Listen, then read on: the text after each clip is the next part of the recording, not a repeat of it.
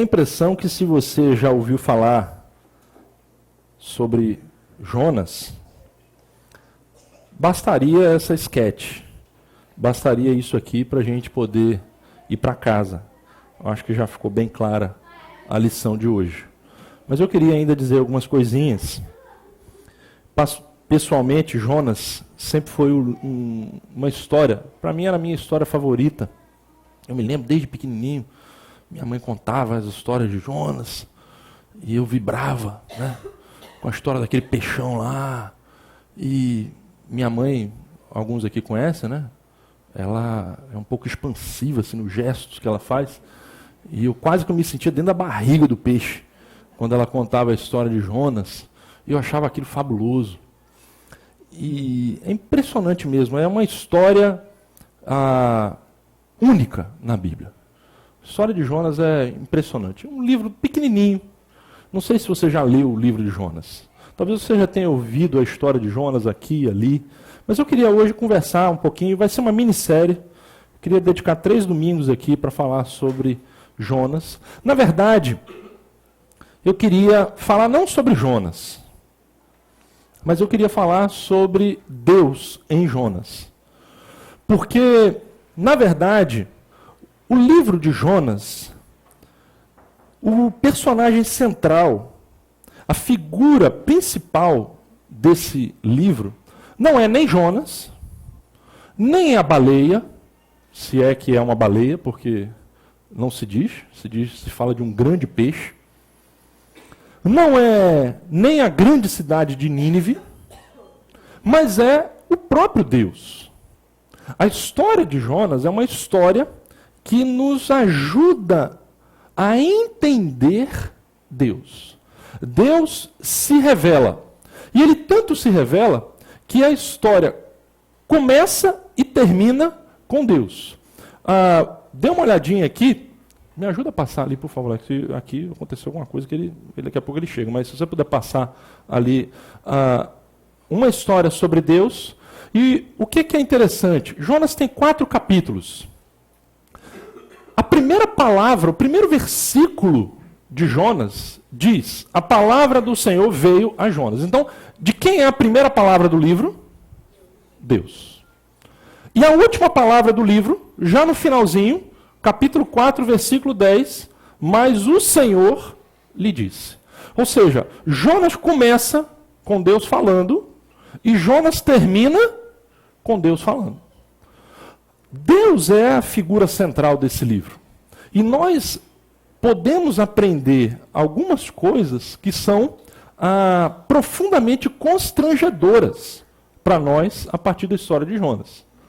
Porque nós normalmente desprezamos Jonas, né? Falamos, Jonas é o profeta desobediente, é o profeta fujão. Mas é impressionante como, se nós formos sinceros diante de Deus, nós vamos nos ver em Jonas. E nós vamos descobrir que Jonas sou eu, Jonas é você. E o que nós precisamos aprender sobre Deus? Vamos ler hoje, basicamente aqui para começar, os 3 primeiros versículos. Os 3 primeiros versículos, pode colocar ali, Jonas 1, de 1 a 3. Veja só o que diz. A palavra do Senhor veio a Jonas, filho de Amitai, com esta ordem: vá depressa à grande cidade de Nínive e pregue contra ela, porque a sua maldade subiu até a minha presença. Mas Jonas fugiu da presença do Senhor, dirigindo-se para Tarsis. Desceu à cidade de Jope, onde encontrou um navio que se destinava àquele porto. Depois de pagar a passagem, embarcou para Tarsis para fugir do Senhor. Vamos pensar uma coisa aqui. É uma pergunta. Só um minutinho aqui. Isso. Uma pergunta que, de cara, a gente pode fazer quando lê a história de Jonas. É essa pergunta aqui, uma pergunta fundamental para a gente entender Jonas. Por que Jonas foge? Por que Deus manda Jonas para Nínive e Jonas vai para o extremo oposto de Nínive, que é Tarsis? Nínive é a capital da Assíria, onde hoje fica o Iraque. Provavelmente, alguns dizem que é onde fica a cidade de Mossul, no Iraque. Tarsis é uma cidade que ficava, na época de Jonas, no limite da civilização humana. Ficava no sul da Espanha, a cidade de Tarsis. O que é que leva Jonas a fugir dessa maneira? O texto diz que ele foi para Jope, encontrou um navio, pagou a passagem e foi para Tarsis, para fugir do Senhor. Por que ele fugiu? É muito importante a gente responder essa pergunta.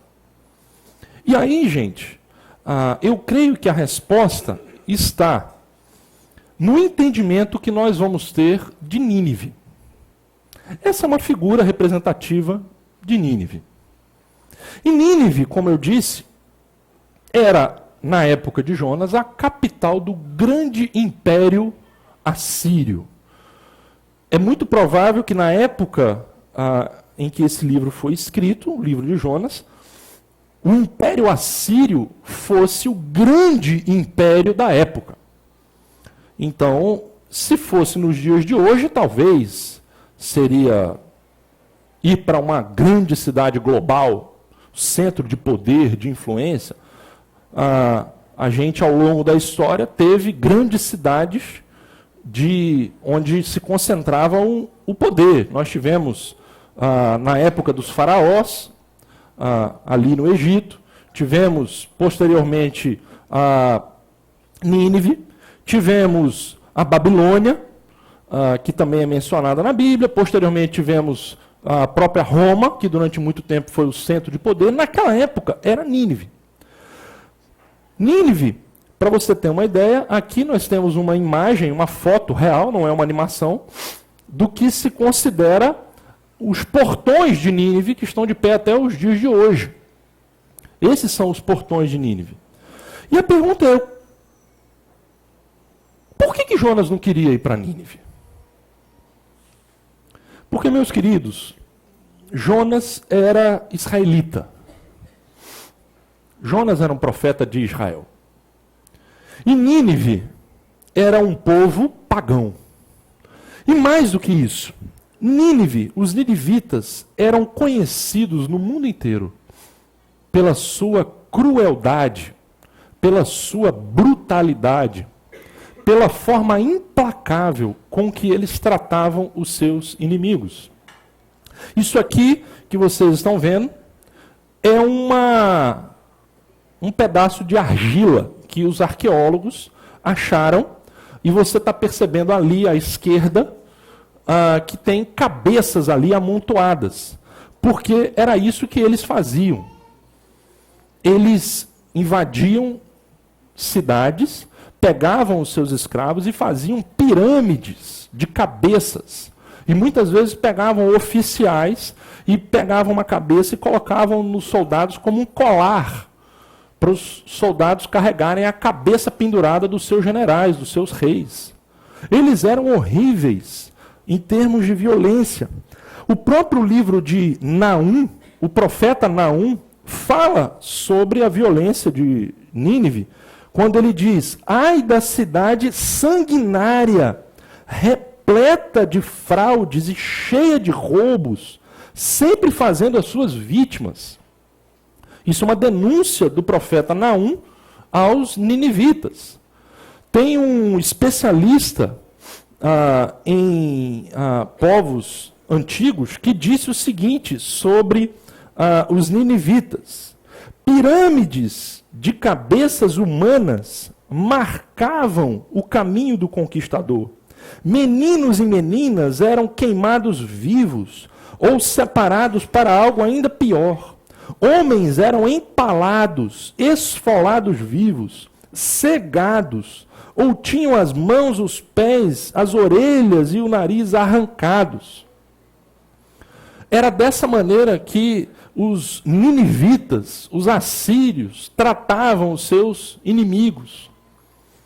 Conta-se que eles, ao invadirem uma cidade e pegarem ali os cativos, eles faziam uma linha em que eles amarravam com argolas, furando o nariz das pessoas e a boca, e amarravam um ao outro, seguindo com uma corda, puxando, pregado aqui com argolas pelo nariz. Eles faziam isso levando aqueles escravos a irem até a sua cidade para serem escravos. Dizem que foi exatamente ali, entre os assírios, que surgiram as primeiras crucificações. Talvez eles e os persas tenham inventado a crucificação. Ou seja, esses eram os ninivitas. Era um povo, gente, que talvez colocasse medo nos piores terroristas do Estado Islâmico. Que fizessem aqueles terroristas de laranja parecerem desenho animado, infantil para criança. Os ninivitas eram terríveis. E a essa altura você já pode então entender por que Jonas não queria ir para lá. Até porque a ordem que o Senhor dá a Jonas, qual é? Vá depressa e faça o quê? Pregue o quê?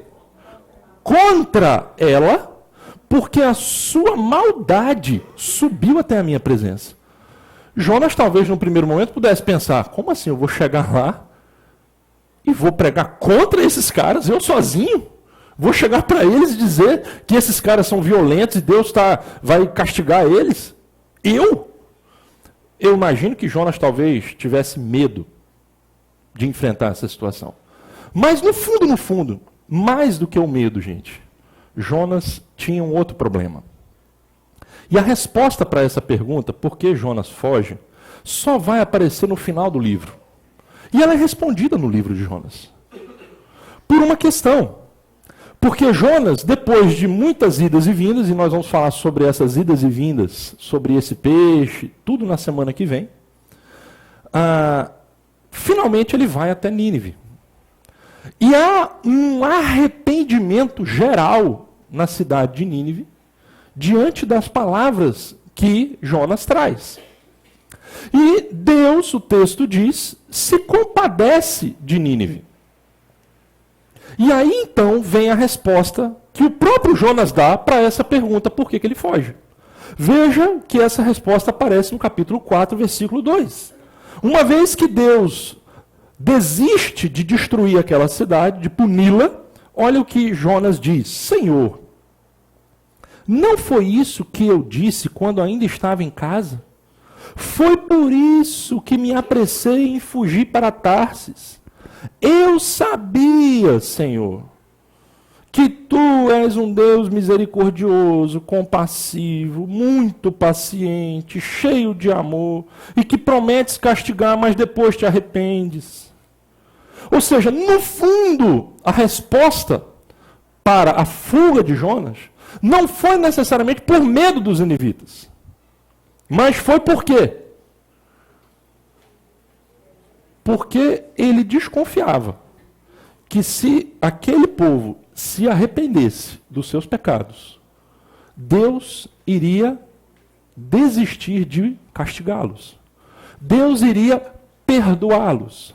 E isso era inconcebível. Por quê? Porque ele queria a destruição dos ninivitas. Ele não queria que eles se salvassem. Ele queria que eles se perdessem. Ele tinha raiva daquele povo. Ele não entendia como é que um povo violento daquele podia permanecer. Deus tem que castigar mesmo, matar todo mundo. Ele clamava pela justiça. Mas Jonas ainda não talvez entendesse muito bem. Na verdade ele entendia, mas não aceitava o que Ezequiel disse. Veja só o profeta Ezequiel, capítulo 18, versículo 23. Acaso tenho eu prazer na morte do perverso? Diz o Senhor Deus. Não desejo eu antes que ele se converta dos seus caminhos e viva?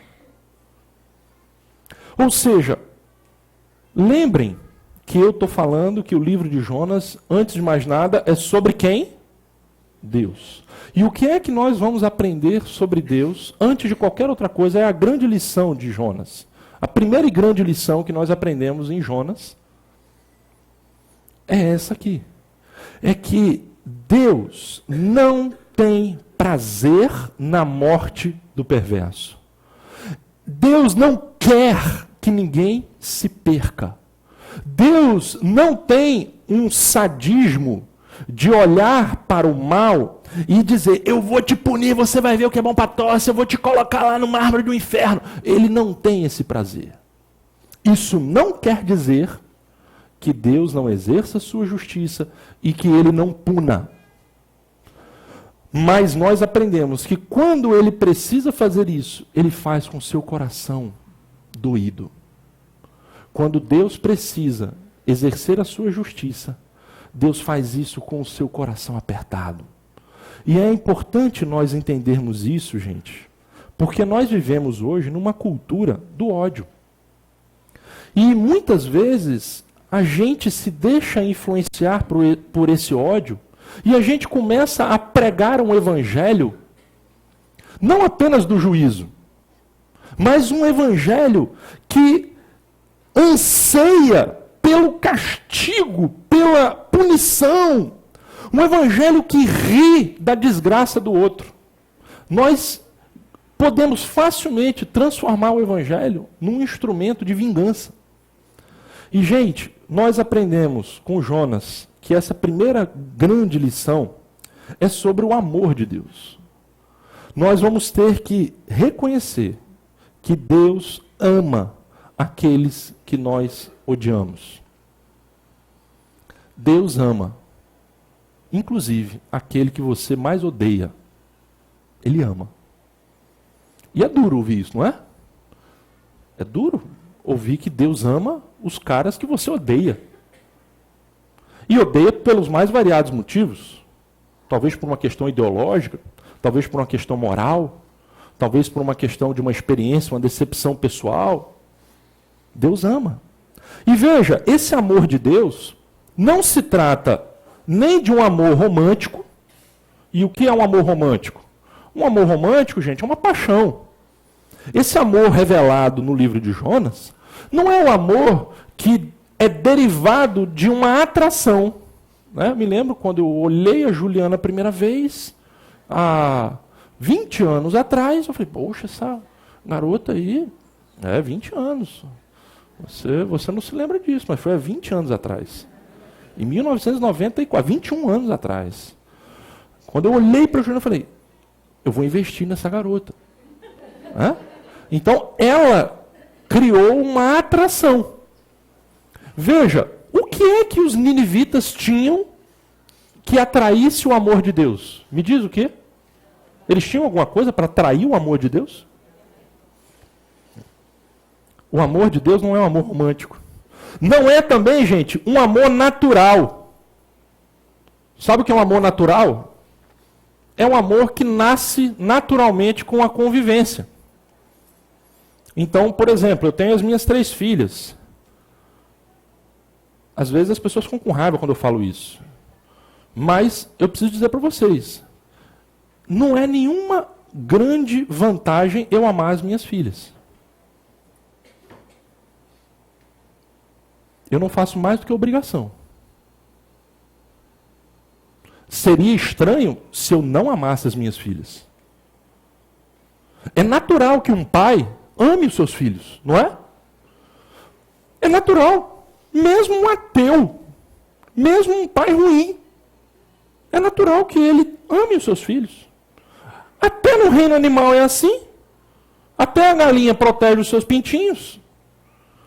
Então veja, o amor fraternal, o amor, por exemplo, eu olho para os meus amigos aqui, né? Olho para o Robson lá que pintou esse quadro aqui, né? Ô, meu irmão, o amor do Robson é um amor de graça, é um amor natural. Nós somos amigos, assim como os outros irmãos. Não é um amor natural, é um amor, gente, que é sobrenatural. É um amor que é fruto de uma decisão, não de um sentimento. Não é um amor que procura possuir o outro a partir do que o outro provoca em você em termos de atração. É um amor que cria valor, não é fruto do valor. E aí, gente, como que Deus revela esse amor? O amor de Deus pelos ninivitas, que é, na verdade, o amor de Deus pela humanidade. Como que ele revela o seu amor por Nínive? Queria, então, lançar para vocês, rapidamente, não vou demorar mais que 5, 10 minutos aqui, eu prometo, 3 características, que talvez sejam meio estranhas. A primeira delas é a advertência. Alguns dizem que quando Deus diz, Jonas, vá lá e pregue contra ela, porque a sua maldade subiu até a minha presença.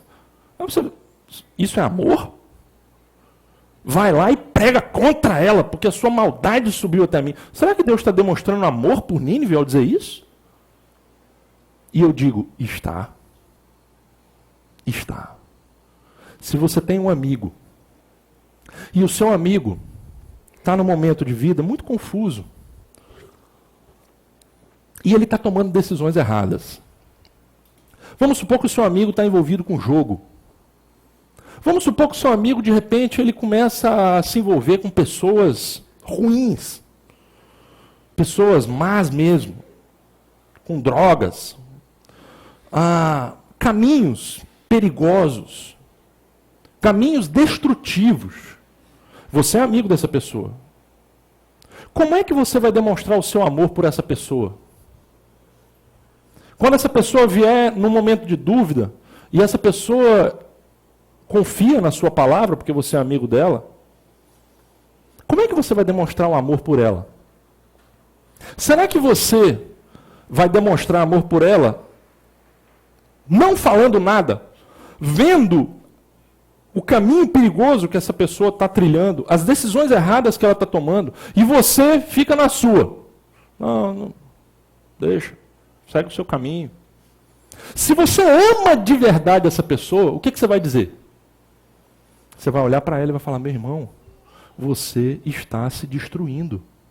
Se você for por esse caminho, você vai se dar mal. Eu estou te falando, você vai se dar mal.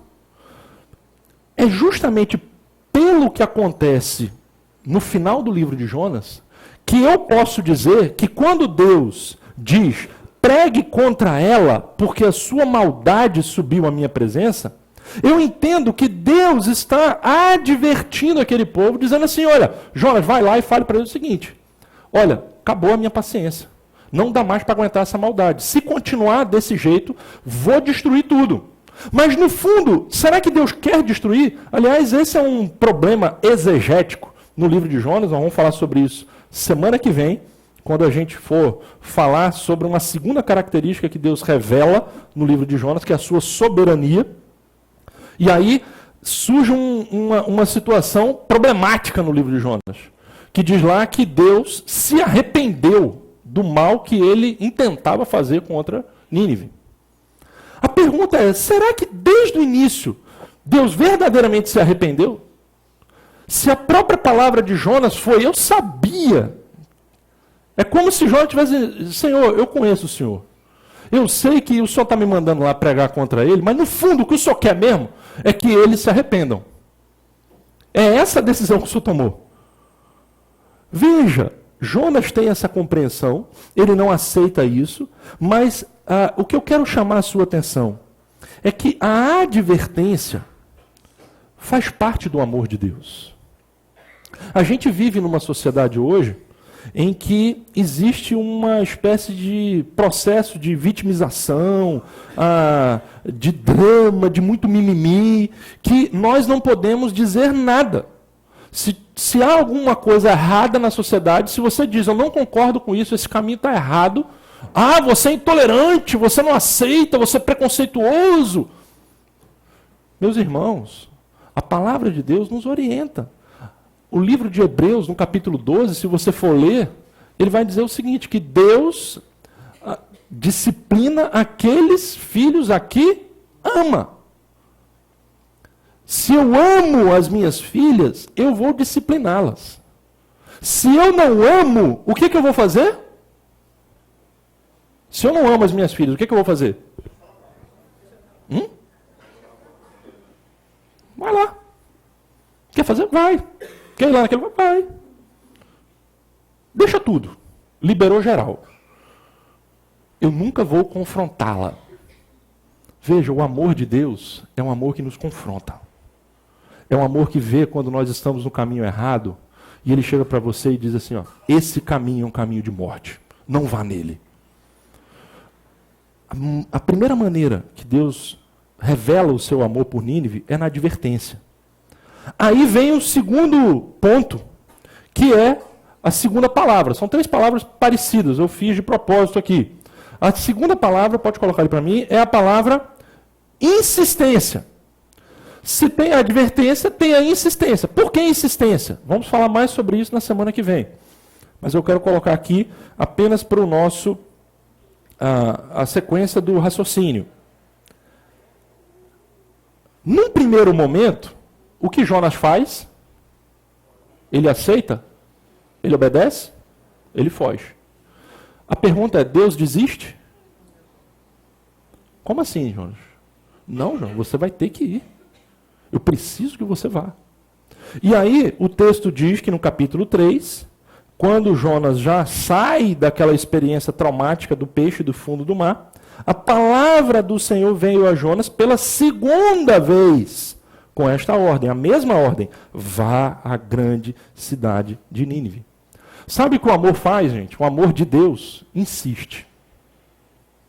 O amor de Deus é insistente. O amor de Deus, quando você chega e diz, eu não quero.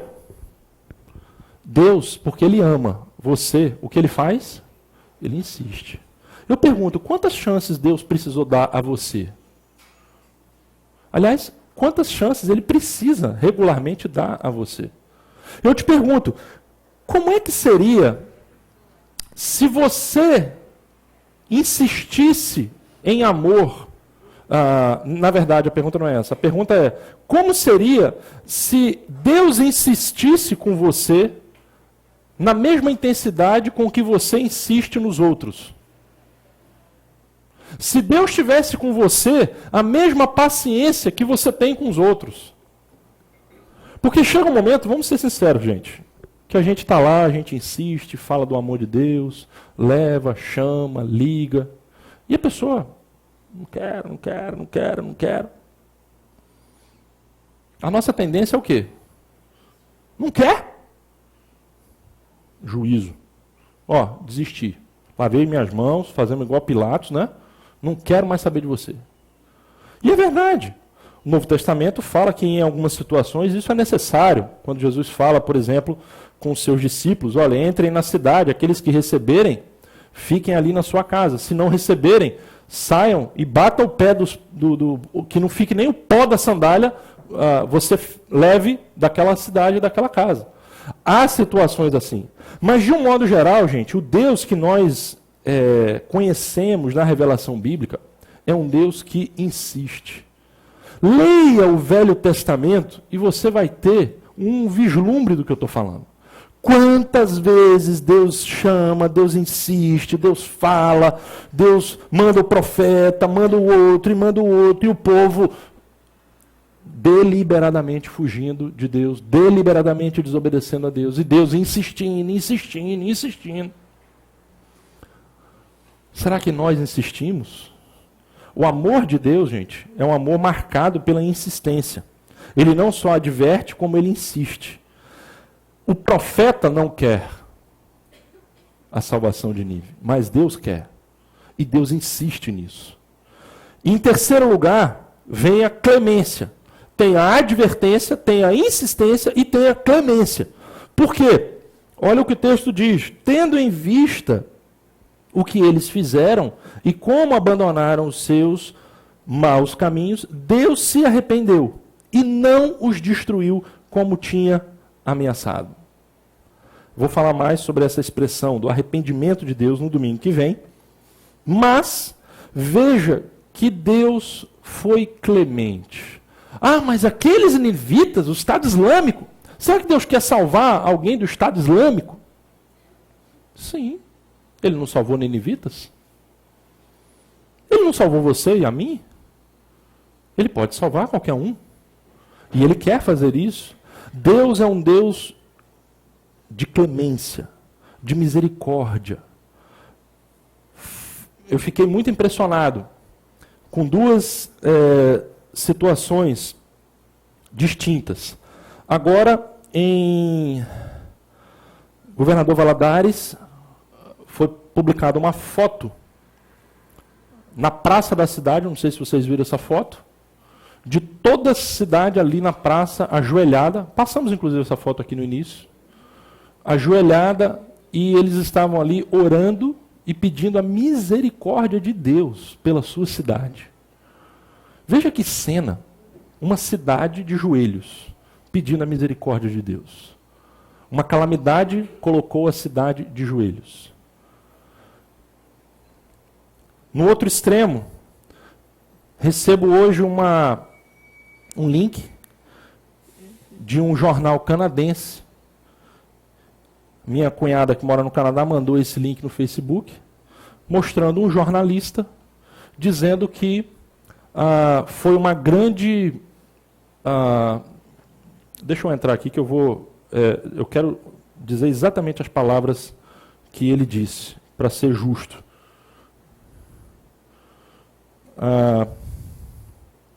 Vamos ver se eu vou conseguir. Esse jornalista é um jornalista canadense, escrevendo para um jornal de grande influência, falando sobre todo o movimento no Facebook, que no mundo inteiro as pessoas colocaram Pray for Paris. Né? Acho que vocês viram têm acompanhado esse movimento. E aí, esse jornalista disse o seguinte, vou abrir aqui agora para mostrar a vocês.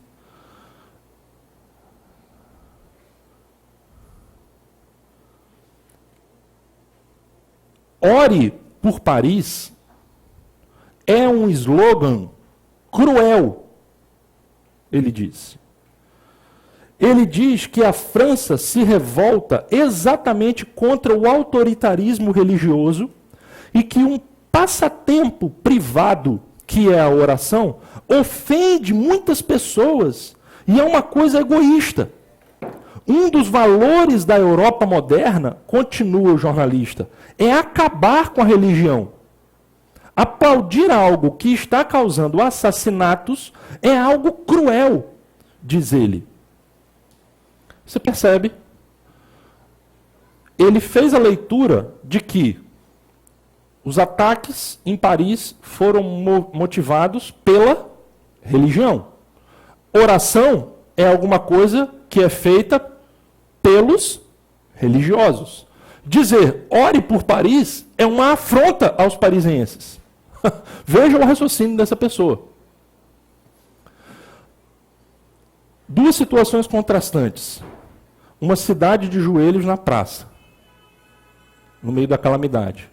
Um jornalista cético, achando uma ofensa a atitude de orar pela cidade no meio da calamidade. São duas reações. Duas reações diante do sofrimento, da calamidade. A pergunta aqui é, qual é a reação? Os ninivitas acompanharam os mineiros. Eles se colocaram de joelhos. E Deus foi o quê? Clemente. Gente, essas três palavras, as três palavras que nós temos, advertência, insistência e clemência, formam uma espécie de tripé para você pensar sobre o amor de Deus, para você poder raciocinar sobre como Deus revela o seu amor, não só pelos ninivitas, mas por você e por mim. E a gente chegar e poder sair daqui com essa pergunta. Eu comecei com uma pergunta: por que Jonas foge?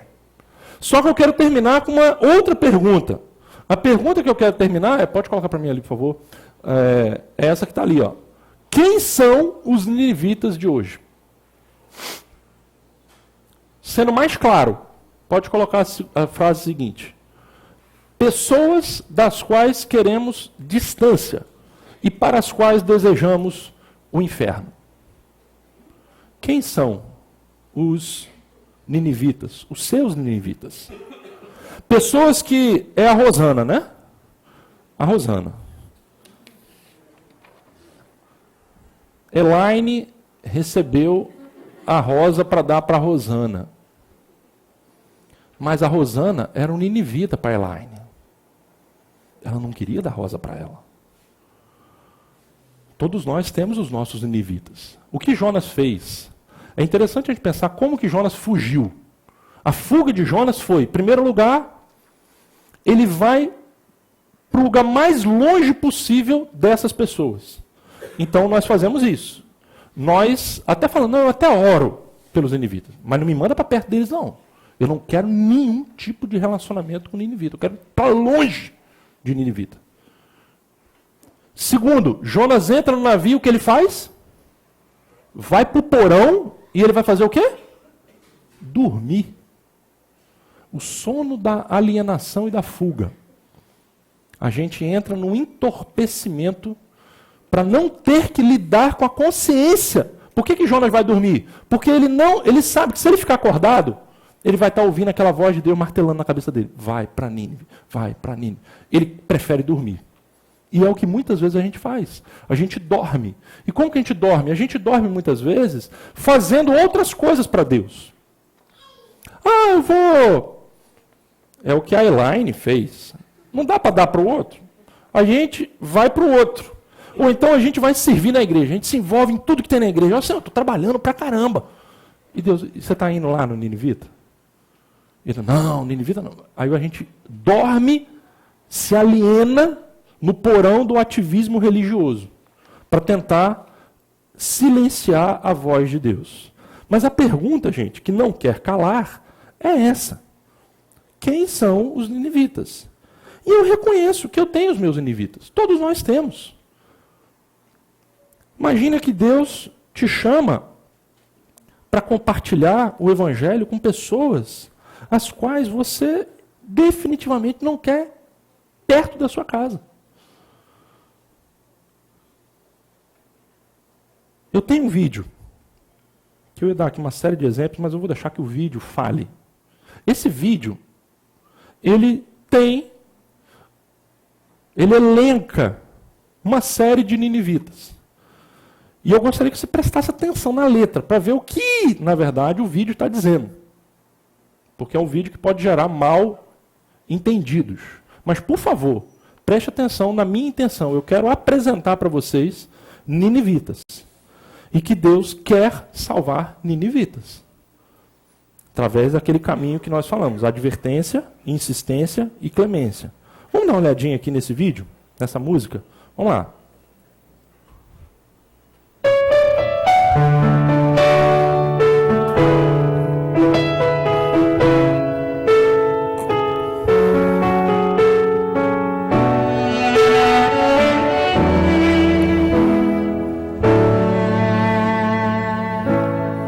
God of the moon and stars, God of the gay and single sparks, God of the fragile hearts we are, I come to you. God of our history, God of the future that will be, what will you make of me? I come to you.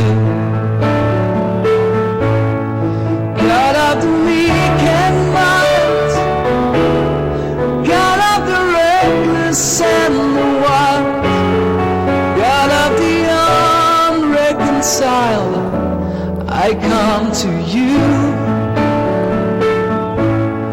God of a life and death, God of a secrets unconfessed, God of our every breath, I come to you. God of the rich and poor, God of the princess and the whore, God of the ever open door, I come to you. God of the unborn child, God of the pure and undefiled, God of the pimp and pedophile,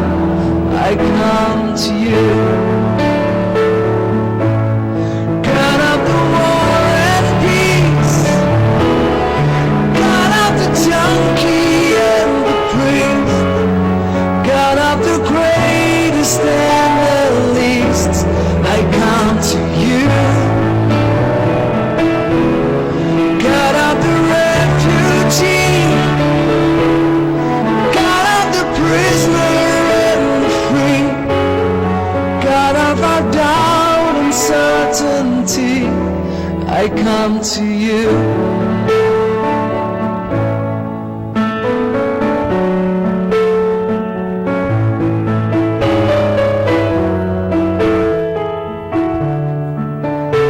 Temos uma série de ninivitas aqui, não temos? Eu acredito que dá pra gente tentar entender isso.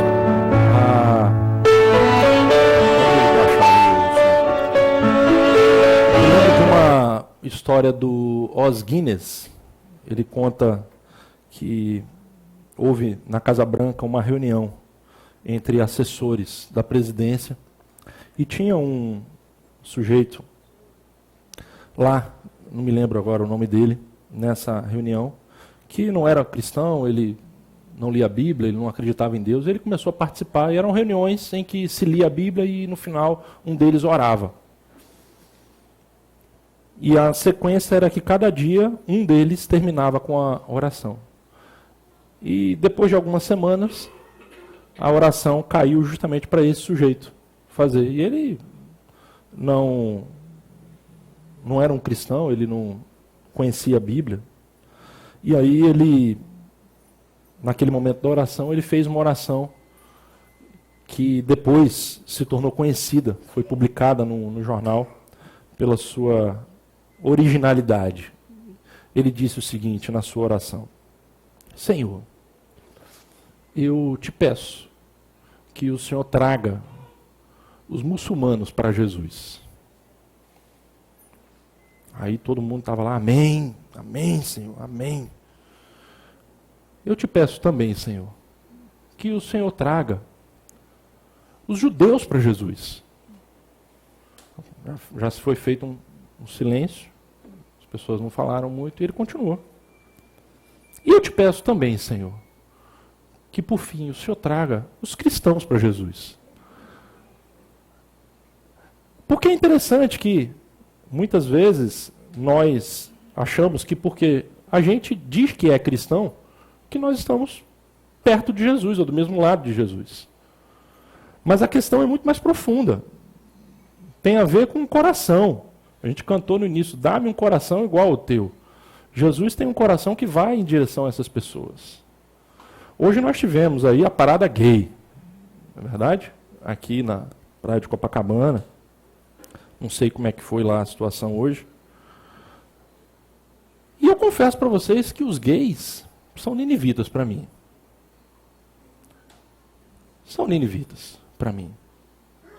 Talvez para você sejam os pedófilos. Talvez para alguns aqui os petistas sejam ninivitas. Ou talvez os como é o pessoal da direita aí, como é que chama? Os PSDB, PMDB, são os petistas para vocês, os ninivitas para vocês. Podemos ter ninivitas. E veja, quando essa música fala, todas essas pessoas, eu venho a ti.